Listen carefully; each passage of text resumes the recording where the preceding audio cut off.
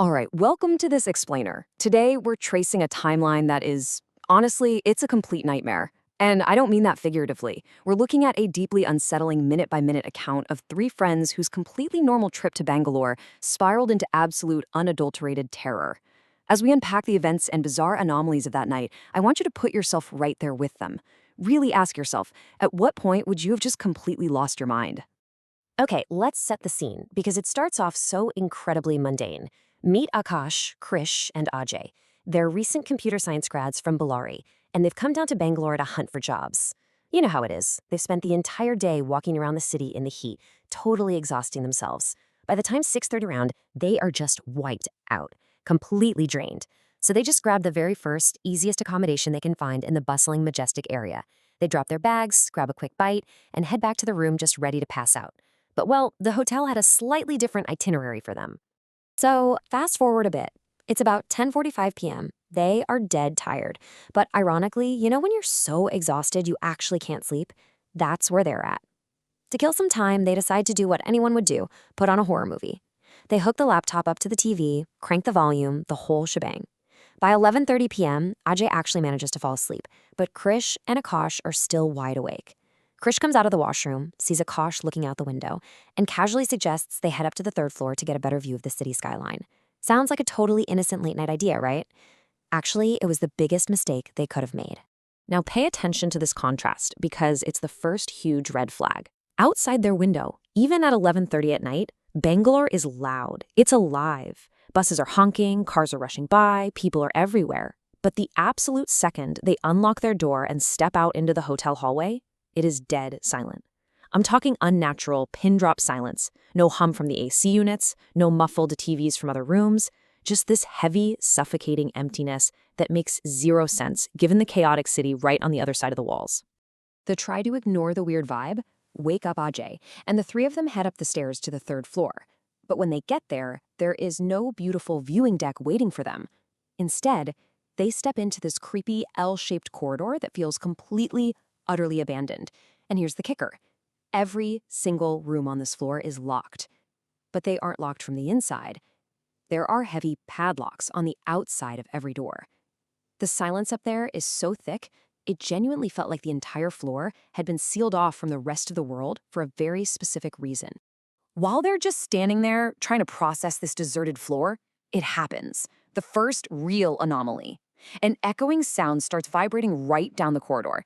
And it wasn't normal. It shifted. 1 second, it sounded like this harsh, screeching noise, like a massive, rusty iron gate being forced open. And the very next second, it morphed into the sound of a woman humming in this bizarre, unnatural rhythm. It wasn't human, but it definitely wasn't mechanical either. The panic was immediate. They didn't even say a word to each other. They just turned and sprinted frantically back down the stairs to their room. Back in their room, they are absolutely terrified. But eventually, curiosity gets the better of them, and they head down to the lobby to tell the night watchman what they just heard. Now listen to his response. He literally just laughs and says, "Sir, there is nothing here. You guys just watched a horror movie?"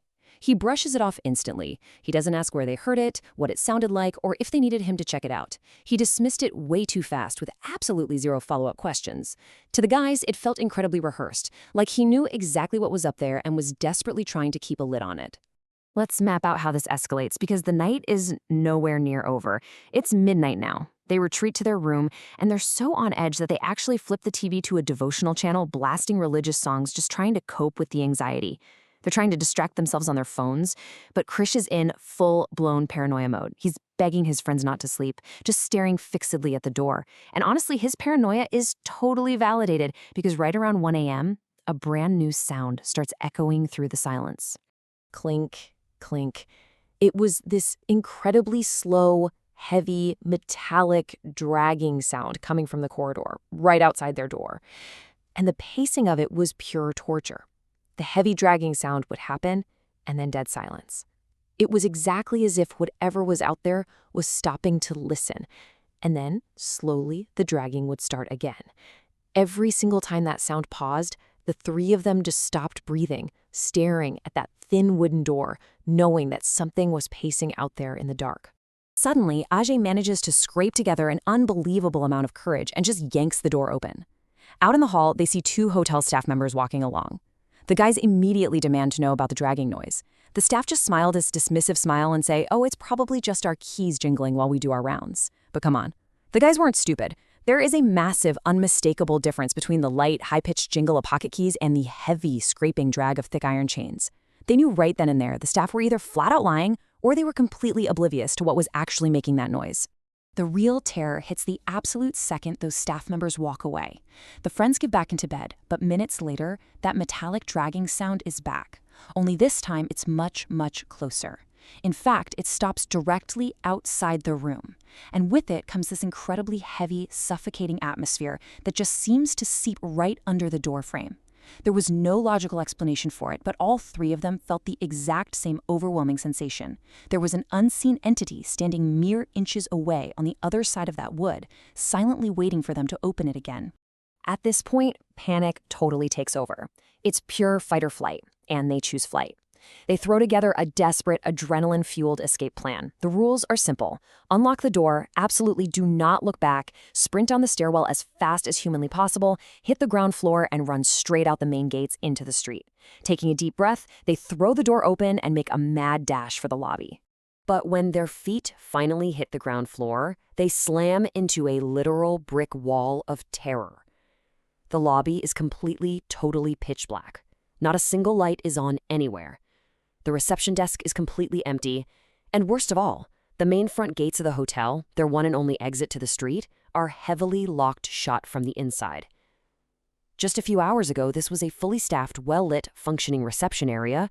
Now, it's a dark, empty tomb, and every single staff member has just vanished into thin air. They are completely trapped, locked in a void. They start shouting at the top of their lungs, screaming for the watchman, calling for the receptionist into the darkness. But there is absolutely no response, just echoes. Then the realization slowly washes over them. They are locked inside this building with whatever is dragging chains around upstairs. They are completely on their own, and they have absolutely no choice but to turn around, walk back up those dark stairs, and retreat to their room. Once they are back in the room, they are desperately trying to process what is even happening. Akash walks into their washroom and just happens to glance out the small ventilation window that looks up toward the inner structure of the building. And he freezes. From that angle, he can see a small portion of the washroom window belonging to the third floor. You know, the exact same abandoned, padlocked third floor they had run away from earlier. But right now, the light in that third floor washroom is blazing on. How? Every single door up there was padlocked from the outside, and there wasn't a living soul on that floor. The three of them stand huddled at that window for half an hour, just staring at that impossible light. And then, suddenly, it simply clicks off. No sound of footsteps, no doors creaking, no human noises whatsoever.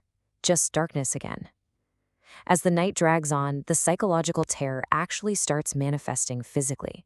Akash begins to feel this severe, localized pressure bearing down on his chest and his stomach. He described it as a suffocating, heavy, negative energy physically pressing into him, making it incredibly difficult to even draw a breath. Eventually, human biology just takes over. Sometime around 2 a.m., their bodies just shut down from pure, terrified exhaustion, and they pass out. When they finally open their eyes, morning has broken. Sunlight is streaming into the room, but instantly they notice one final, chilling detail. The TV. The one they specifically left on, blasting devotional songs at high volume to comfort them, it is completely turned off. And all three of them swear, without a shadow of a doubt, that none of them touched that remote.